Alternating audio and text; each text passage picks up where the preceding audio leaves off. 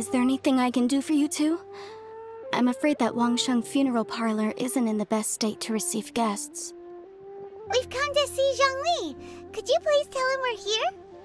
Unfortunately, Zhongli isn't here at the moment. It seems he went to Northland Bank. Doesn't the Northland Bank belong to the Fatui? Last time we saw Zhongli was before we went to the Golden House. Do you think he doesn't know about the attack on Liyue? Visiting the Fatui at a time like this could only mean more trouble. We had better go and make sure that everything is okay.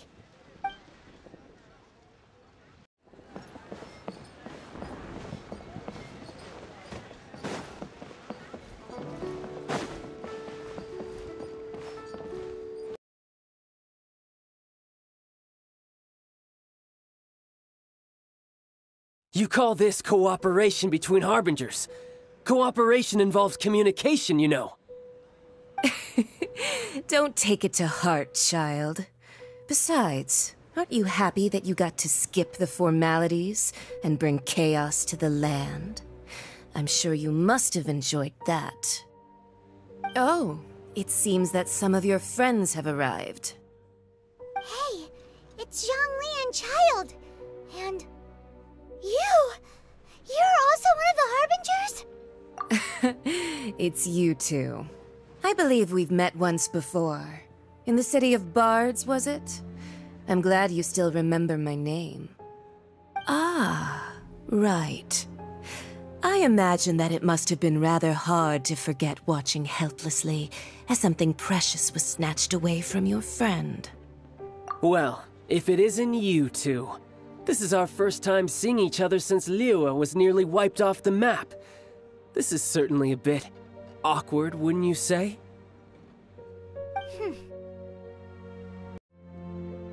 Well, if it isn't you two. This is our first time seeing each other since Liyue was nearly wiped off the map. This is certainly a bit awkward, wouldn't you say? Paimon knew that we should never have trusted a Fatui Harbinger. Oh, now don't say that. Sure, I may have misled you, but I never had anything against you personally. Besides, I thought we were getting along quite well together, didn't you? Except for that little tussle we had at the end. Nothing personal. We just have different views, that's all. Of course, you may very well hold this against me, but that's up to you. The real deceivers here are Senora and Zhongli. Curse them for leading me on. So actually, I think... Stop wasting time, child. There'll be plenty of time to chat once I'm through here. You remember the agreement, Morax. Now, if you would be so kind. The Gnosis, please. What in the world are you talking about? The contract is fulfilled. That which thou seeketh is now bestowed unto thee. For my promise is solid as stone.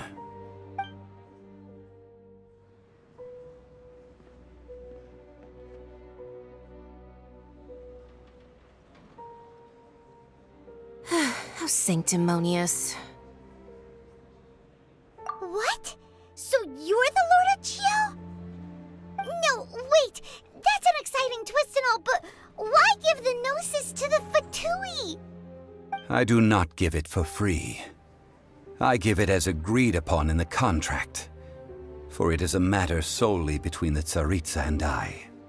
Yeah, you don't think you went a little bit too far with that whole fake death thing? Everyone was preparing the ceremony for you, and splat! This big dragon falls out of the sky, and all of Liyue goes into an uproar. Talk about a disaster. Gathering all the forces that had been bubbling behind the scenes, and then stirring them together in a pot that was bound to boil over. That's what he wanted to see, am I right? Wait, what? Perhaps it's best that I explain. As you know, I've dwelt upon this world for more than 6,000 years. It is now 3,700 years ago that I founded Liyue together with the Adepti. Even boulders that can withstand whirlpools will erode with the passing of time. I kept convincing myself that cracks had not begun to form, and that the end of my time had not yet come. Until one drizzly day, as I was strolling along the harbor, I heard a merchant tell one of his workers, "You finished your duties. Go ahead and call it a day." I stood motionless among the crowds, asking myself, have I already finished my duties? Oh, Zhongli. But as I began to consider relinquishing my divine role, I soon discovered that many reasons still remained to not hastily depart. Was Liyue, the city I had dwelt in for so long, already prepared to enter its next age? I decided that a test was needed in order to reveal the answer. So I feigned my own death, and gathered the cast of Child, the Adepti, and the Liyue Qixing to play their roles together on the stage that was Liyue. Indeed I was. The gnosis which I had kept for so many years suddenly seemed to have lost its meaning. That's right, which is why I continued to safeguard the gnosis until now. So you mean that if the chaos ever reached the point of no return, you would simply appear and use your divine powers to bring Liyue back under control? Of course, and it would have been all too easy for him too. Just as a child quickly matures after losing their parents, so has Liyue matured when faced with the death of its deity. In the end, the resolution to all that has transpired was even more satisfactory than I could have hoped for. Take the Adepti, for instance. Owing to their years of seclusion, they were the least informed. Yet when faced with a crisis, they commendably showed the greatest amount of restraint possible. Not only did they manage to cooperate with the Qixing, but in the end, they even made efforts to understand the hearts of the people. Credit is also due to Signora, the emissary dispatched by the Cryo-Archon to fulfill our contract. At my request, she kept everything she knew in strict confidence. This despite the eavesdropping ears of her colleague, Child. This meant I could remain as Zhongli, even having the chance to fulfill the age-old traditions of Liyue in this mortal form. Thank you for joining me on this journey, traveler. All of these things turned out as I had planned. There is only one thing that I had not anticipated, and that was the conduct of the Liyue Qixing. I had expected them to do no more than the Adepti, to come to the defense of Liyue. But when all was said and done, they seized the opportunity to supplant Liyue's divine protectors, and used the subsequent power vacuum left by my death to quickly gain complete control of Liyue. Huh? That doesn't sound good at all! Ha! On the contrary, I think it is excellent. I had always feared that it was too soon for them to take over from me. And it was also that which I longed for the most. As such, this is the best parting gift anyone could have given this god of old. Hey, what about me? Doesn't anyone feel the least bit of remorse for deceiving me? You've practically kept me in the dark! I think that thanks would be more appropriate. You certainly played no small part in all of this, wreaking havoc and turning the city upside down. The Lord of Geo ought to thank you for your performance, if anything. If you hadn't created the pressure of a battle between mortals, Adepti, and a god, the lump of coal resting in the hands of the Geo-Archon, Liyue, would never have been able to become a dazzling diamond of a city. Huh? Just whose side are you on, mocking me like that? Are you itching for a fight? Be that as it may, you've come out of this as the hero of Liyue. I, on the other hand, will be forever prescribed as a disturber of the peace, no? Well then, with the Gnosis in my possession, I have no use for such idle chatter.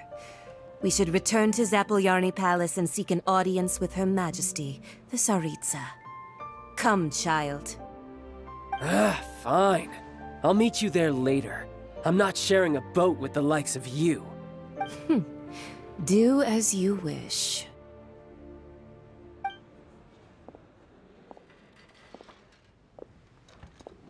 Now then, is there anything else you wish to ask me? Right! As Zhongli always told us, a good trade is a fair trade. Paimon has no idea what could be a good trade for Enosis. Realistically speaking, there is no such thing. Huh? However, I am the god of contracts. For thousands of years, I have made countless contracts. If the deal was of no benefit, then I certainly would not be inclined to agree to it. My agreement with the Cryo-Archon will be the last of my contracts as the Geo-Archon. My contract to end all contracts. As for the bargaining chip that the Tsaritsa used to balance the scales, uncover that answer for yourself in your future journeys.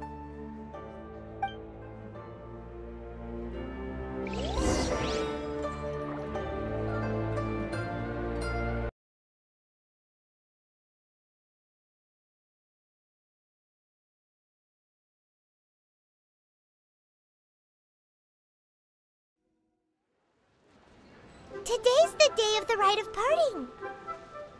Although the star of the show is fake, we spent so much time trying to organize it, it would be a real shame not to go there now.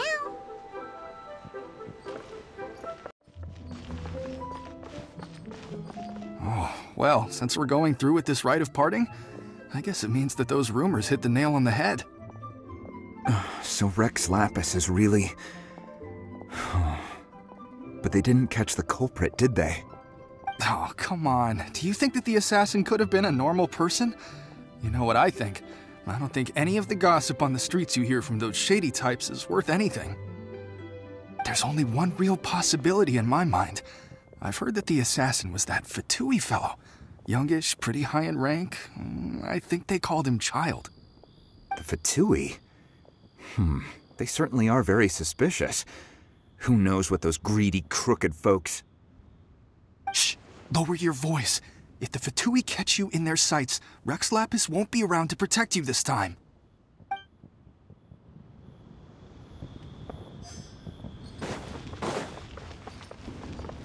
You know that god from the ocean couldn't have just shown up out of nowhere. I mean, it's been 2,000 years since Rex Lapis subdued it. Yes, and to think that this happened right on the heels of the incident with Rex Lapis, too.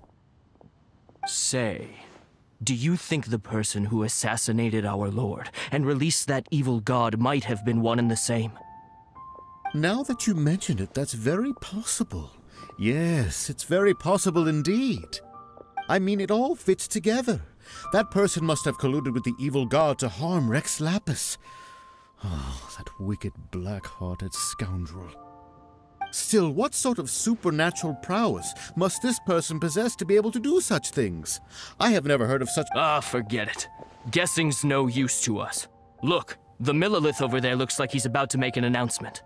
Let's hear what the Ministry of Civil Affairs has to say first.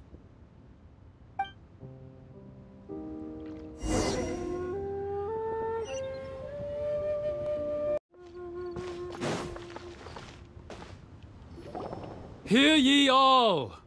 The Qixing's words. Though a dragon soars ageless as the mountains, it too must return to dust. This is common knowledge. Gods and Adepti live glorious lives, but both light and shadow have their season. So too must they face divinely appointed trials. Rumors and hearsay abound on the streets that Rex Lapis was murdered. Now, let the truth be revealed. Having been thwarted in his trial, Rex Lapis's soul has recouped the celestial heights. He beseeches the people of Liyue to grieve not and to let not their hearts be saddened. Nor are they to believe street-born rumors or indulge in baseless speculation.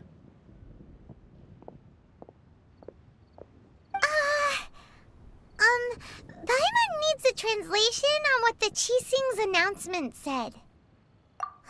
So that's how they're spinning it. So that's how they're spinning it. Something feels off. Why would they suddenly give up looking for the murderer? Not to mention how this excuse sounds like something they just made up on the spot. Could the Qixing already have known that Rex Lapis wasn't dead? But Zhongli said that neither they nor the Adepti knew anything. Did Zhongli tell them in secret after his gnosis changed hands? Exactly, right? Ooh, seems like the rite of parting has been going on for a while now. Let's go have a look.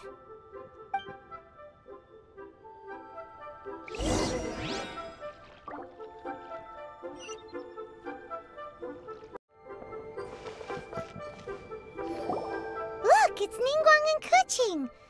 Are they saying something? Are their speeches over? As said previously, Rex Lapis's soul returning to the heavens is the end of the contract. And it is also the end of an era. 3,700 years of contracts burnt and reduced to ash. We, the people of Liyue, were indeed prosperous. But blinded by our prosperity, we forgot that time can be pitiless. The long, unending dream of our Archon walking among us. Now that we have awoken from our dream, we must learn to say farewell. Will you stand with us as we re-establish our contracts? As we build a new age of prosperity?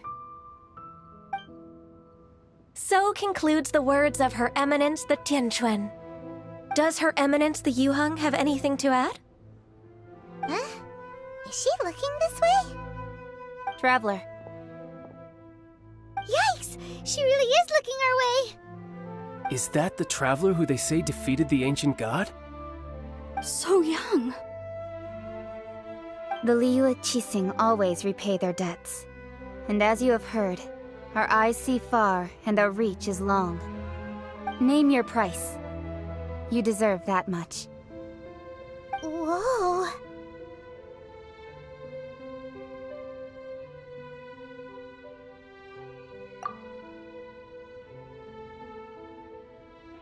Well, could you help me put up some missing person posters?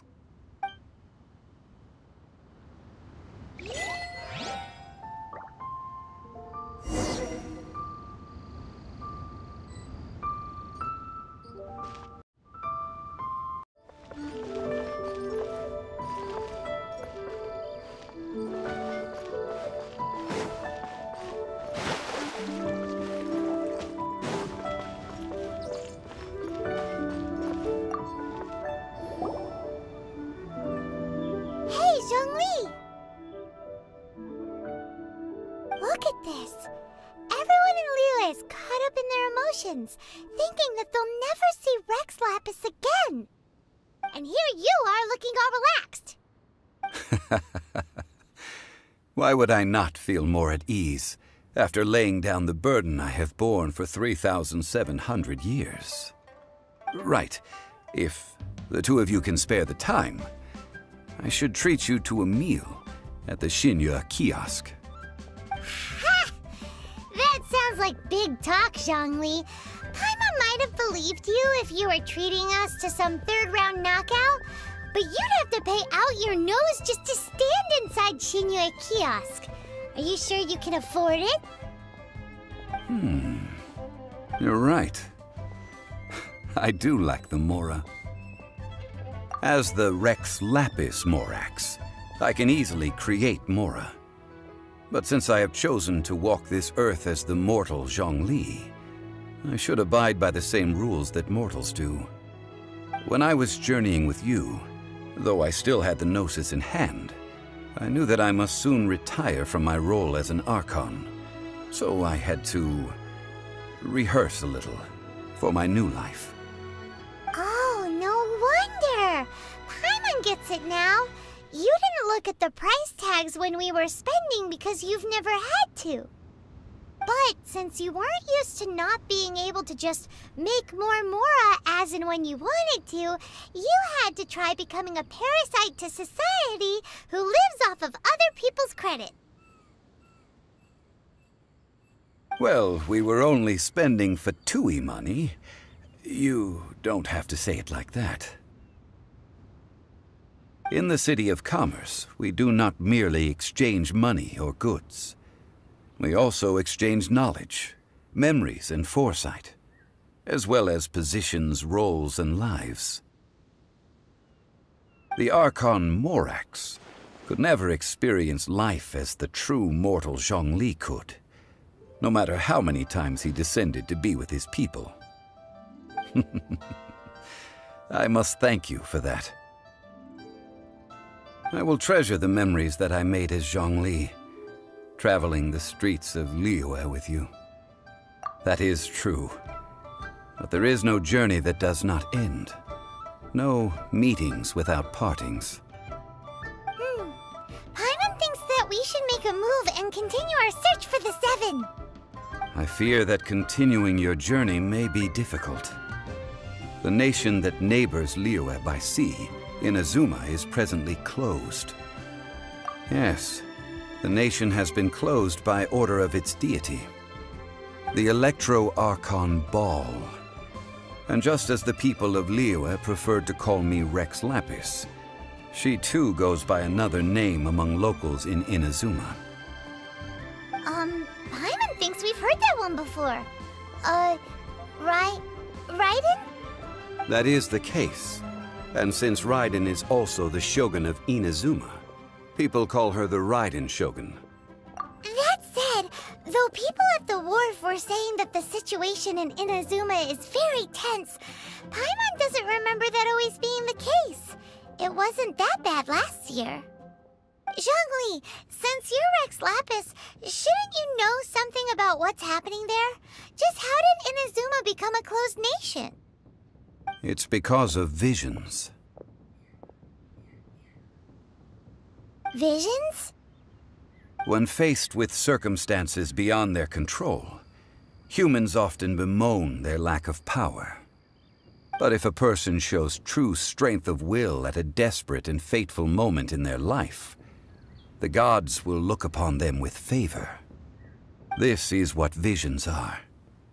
Magical foci bestowed upon those who have been acknowledged by the gods. Uh-huh. That's how people in Teyvat see it. But starting from last year, the Raiden Shogun began promulgating the Vision Hunt Decree. Vision Hunt Decree? Yes.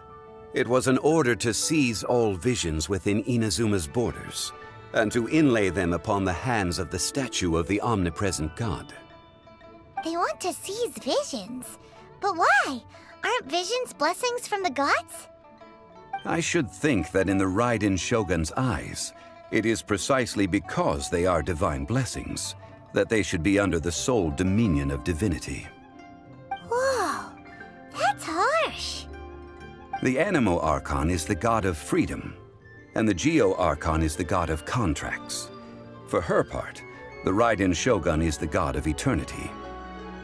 It seems as though she has finally decided to eliminate any unstable elements that could pose a threat to her eternal realm. The fact that even I, the oldest of the seven, have now passed away, will only strengthen her resolve to pursue eternity. Knowing her, she must have again quoted that adage she is most fond of when proclaiming that decree to her people. 7 ideals for 7 gods, and of these, eternity is nearest unto the heavenly principles. All right then. Was there anything else you wish to know? Well then, I suppose you'll have to find a way to get inside this closed nation. Have patience. I suspect that some serendipity must first come into play.